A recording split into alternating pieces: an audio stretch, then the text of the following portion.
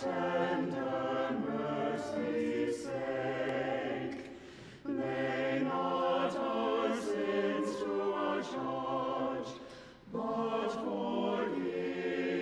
that is past, and give us grace to amend our sinful lives, to decline from sin and incline to virtue, that we may walk with a perfect heart, with a perfect heart, that we may walk with a perfect heart, with a perfect heart, before Thee now and evermore, that we may walk with a perfect heart, with a perfect heart, that we